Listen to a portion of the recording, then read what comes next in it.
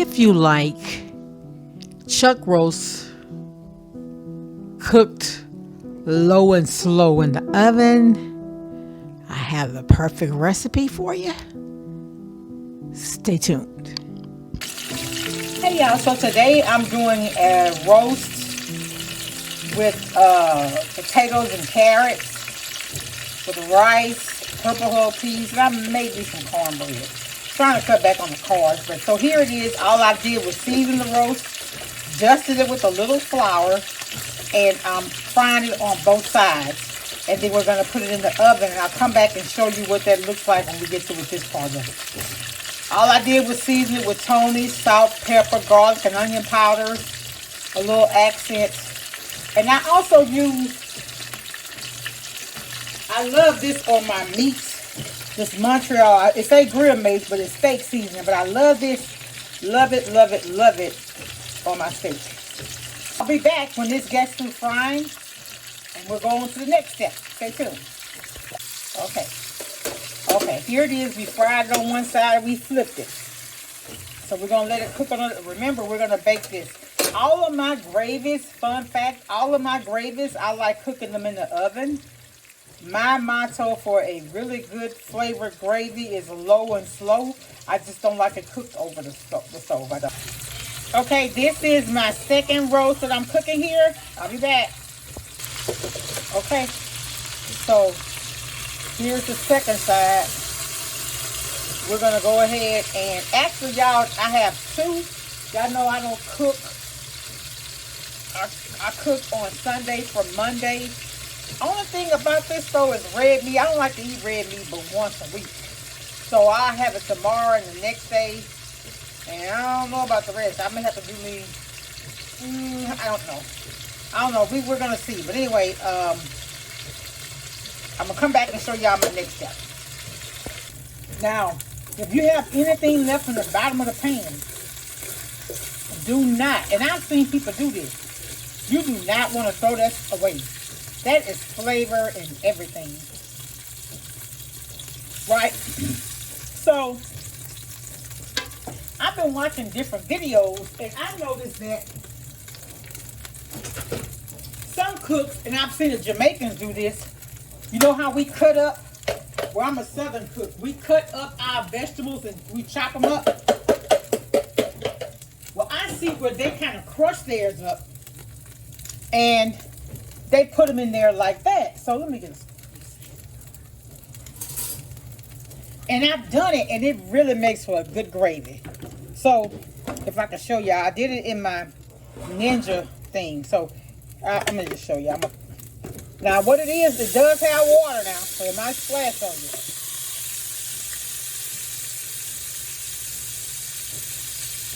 I'm also going to save some of this for my purple whole peas.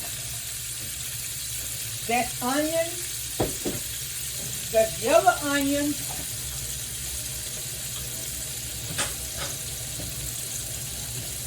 That's yellow onion. Green onion. Bell pepper cut up, and then I got my minced garlic here. I'm going to add that.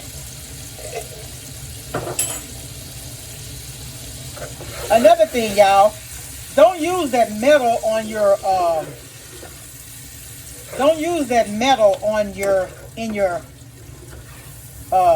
what you call it, non-stick pans. What you're going to do is scrape your bottom, mess your bottom of your pan up. And then your non-stick pan is going to start sticking. Now, usually at this point, I season my vegetables with a little salt and pepper. I'm not going to do that with this because I kind of over-season my meat. And I'm going to show y'all, I got plenty of meat in here today. This is what my meat is looking like fried. That's the meat. So I've over-seasoned my meat. And so what I'm going to do here is cook this down a little bit. And you know, with your gravy, you add flour. Now, the only thing about this, next time, and I'm trying new things, the next time I will probably add my flour first. But I'm the type, I like to fry my vegetables because that enhances the flavor in your food. And so remember, I already floured the meat when I fried it. But I still want to add a little more flour because that's going to thicken my gravy. So what I did put a little of the brown gravy mix in my flour. And I got this big thing of brown gravy. This is a McCormick brown gravy mix. I got this from Sam's. I did put a little bit of that in my flour. But you want to be careful with the salt, though. You really, really do. So there's, like I said, I'm not going to, and usually I use the flour where I season the meat. I didn't this time because, like I said, I think I over flavored my flour. You know how you flavor your flour? And then y'all know, if y'all don't, my very first,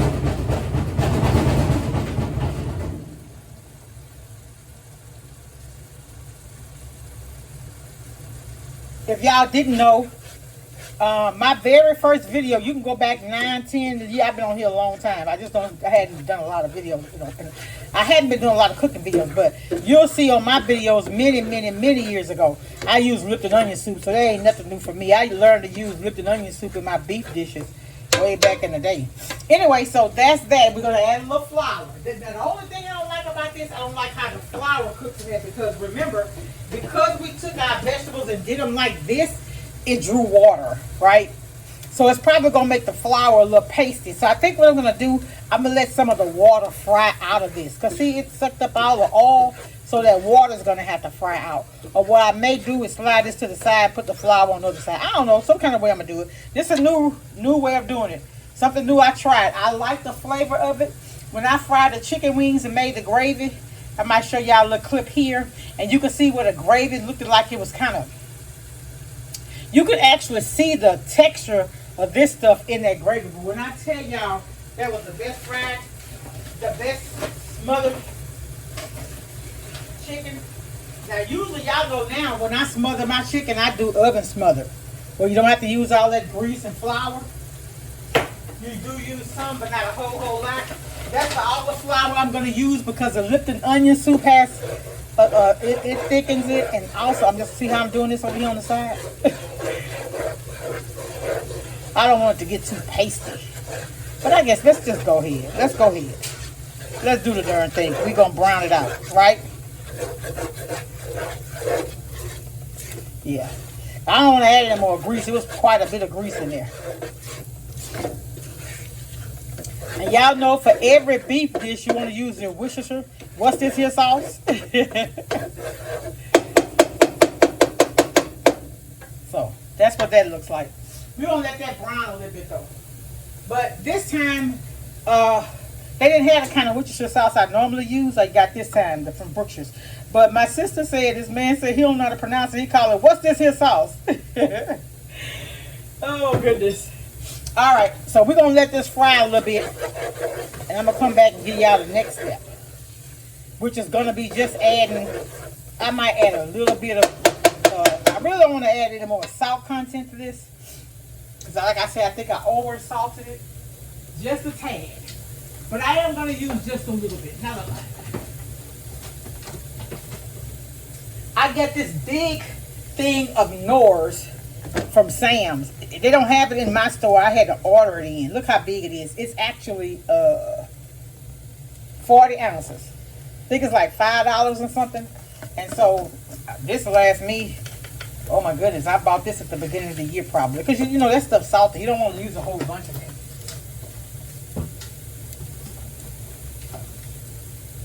And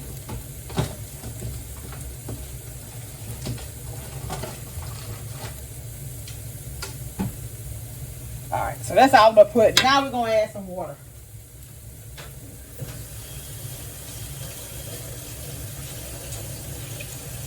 But also to this, I'm adding potatoes and carrots. I baked some cakes. Okay, let's put this in here. I baked some cakes for my feeding yesterday, and I had some of that left. My son don't eat peach cobbler. I don't like how this looks, but it's gonna be all right. I'm telling you, when I tell y'all, if you do your vegetables like this, that's that flour making it look cakey. But if you do your vegetables like this, baby, and put it in there, every bite has a little of your seasonings in it. Now, what I'm gonna do right here, right now,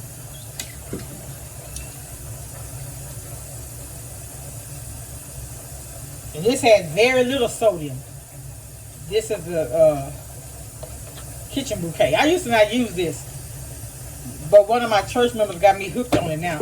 Like when you do dirty rice, you want it to be a little browner, you add this to it. Now we're gonna let this come to a boil, and I'm probably gonna add more. You see how it look a little pasty? That's the flour. And when I tell you this elevates that gravy, I think who I saw do this is, and I love them, is Coconut Cup. I know everybody know who Coconut Cup is now. I saw him mix his up in a blender though. And I was like, I'm gonna try that. And I'm telling you, it amps up the flavor. So okay, we're gonna let this come to a boil. Then I'm gonna pour this over the meat. I'm gonna come back and show y'all what the next step. All I'm gonna do is take, and I think because of the salt content, the sodium content, I'm gonna only use, I got the beefy onion. Beefy onion. Now we did meatloaf at church yesterday. I didn't use beefy onion. You just use a regular onion because, okay, this cost me $2.58. At Sam's, I think it's a 6-pack for $7. $5, it's either 5 or 6, but that's still cheap. So we're gonna take one of these packets, because like I say, I think I've over seasoned today. I think what I'm gonna do, let's go ahead and pour it over there now.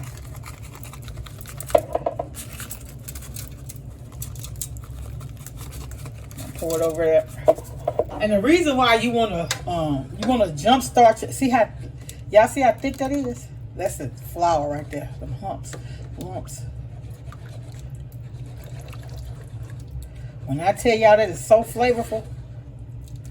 Okay, now what I need to do, I'm probably going to add a little bit more water, but I'm not going to add it to this. I'm going to add it into the pan if I need it.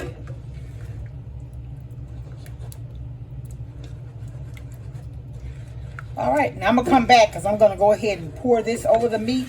We put the Lipton onion soup, so all we got to do now is add this, okay? Remember, we add our garlic to it and everything. Okay, here we are pouring. We're pouring our broth. See how that looks? Can y'all see it? Is it too close in? Let's see. Okay, we poured our broth. And we still got some at the bottom of the pan, so I don't want too much water, but I need more than that. More water. Okay. So now we're going to just stir it up a little. Looking good already, isn't it? You see like bits of onion and stuff in there, but it actually helps to thicken the gravy and everything. And that's also, and see, look, you see how that flour off of that is falling into that? You see it? Okay, now what I'm going to do, I'm going to add a little bit more chicken. Oh, look. We got to put this sauce. What's this here sauce? We got to put that in there. And like I said, I'm not going to add any more seasoning because I over-seasoned the meat. I really did. I went in. Okay, so we're just going to put this in the oven and let it cook. And then when it cooks down tender, I'm going to cut it and put my potatoes and carrots. And what I did is I bought red potatoes, and I love baby carrots in mine. And I'm putting 2 pounds of carrots. All of them. All right. I'll be back, y'all. We'll be back. Bye. I'm so sorry, y'all. I didn't get a chance to show you, but here I let it bake about 2 hours, about 2.5. In the last 30 minutes to 45 minutes, I added my baby carrots, and I had added the potatoes, the red potatoes I had cut up. The reason why I like to use red is because they don't disintegrate like the russet. All right, so here is the roast, y'all, with the potatoes and the carrots.